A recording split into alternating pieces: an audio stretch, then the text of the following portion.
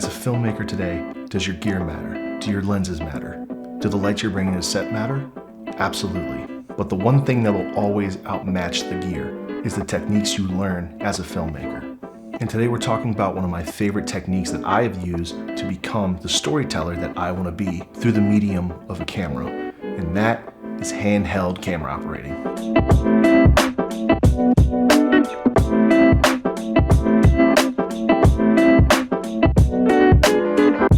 The most important thing to understand from handheld photography is the organic immersion that it can give your audience. Now, I know that sounds like I just took two hot phrases and just sandwiched them together to make you be like, oh, he knows what he's talking about. But let me break it down. It's very tempting in the modern age of filmmaking to use all the gear possible to pull off extremely interesting, unique, or really flashy shots. But there's something you just can't replace when you have the slight wobble of the camera. Like all good things, there are limits to them. But I find when you use handheld in a deliberate manner, it's easier to convince your audience that what they're watching is real. When the camera has this sense of human operation to it, it heightens the human effect of what you're trying to tell as a story. And this is a greatly appreciated effect when you see it in these big budget films or these high-end sci-fis. Christopher Nolan and Denis Villeneuve use this technique in almost every film they make. The massive science fiction scope of something like Interstellar uses handheld all throughout the film in order to ground its human characters in this sense of reality, so that this far-off story seems closer than you think.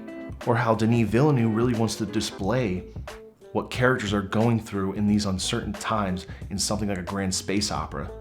Now, pulling off human emotion in organic tonality in films is such a collaborative effort of many different things.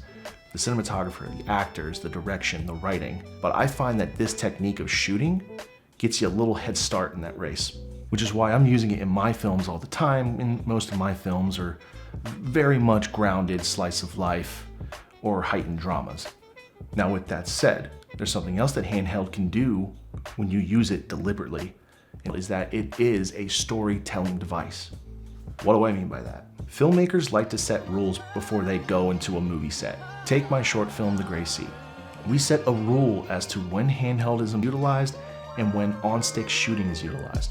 We set that precedent when you only see handheld in the flashbacks, when you see our main character going through her relationship and going through the moments just after the relationship. Since we set that precedence of what the handheld photography means, when we switch it to something like on sticks, which is a very, very different way of shooting from handheld, we are actively telling the audience of dire change. And it supports the old adage that you visually told a good story if I were to turn the volume off. That deliberate jump from handheld to sticks is telling you something. To go back to Denis, Arrival does this to great effect. Most of the film is either on dollies or stabilized movements or sticks in the modern day when they are trying to solve this problem of the aliens. But when we see the memory sequences, they're all very handheld. And in the moments where our main character is going through moments where she is unsure of what these memories are, what they mean to her life, it's being used as a storytelling device to tell you as the audience that something is happening without anyone having to say anything. And that's another thing with handheld. Energy. The energy of your entire movie can be manipulated throughout when you set these rules.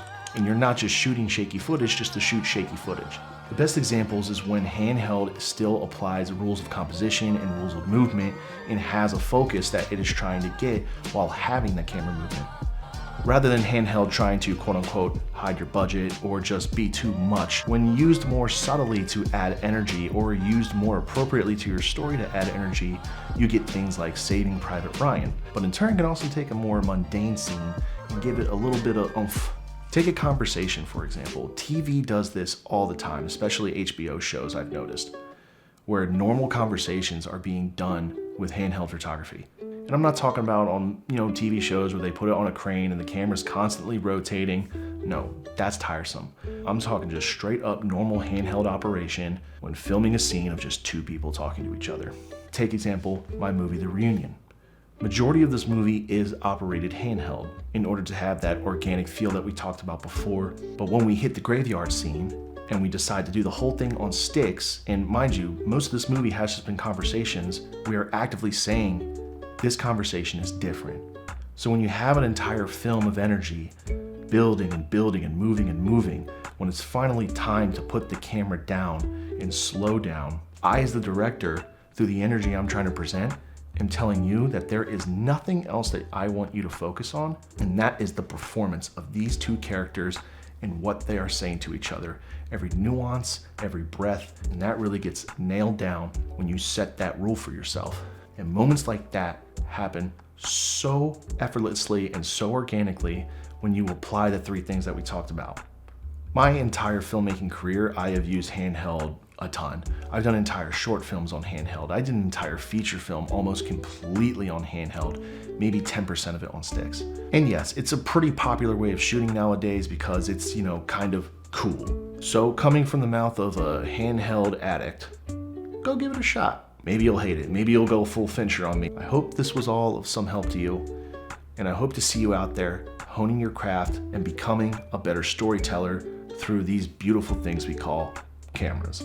If you'd like to see what's next on this modern cinematography tips series we're doing, be sure to comment, and of course, throw a subscription my way. Why not?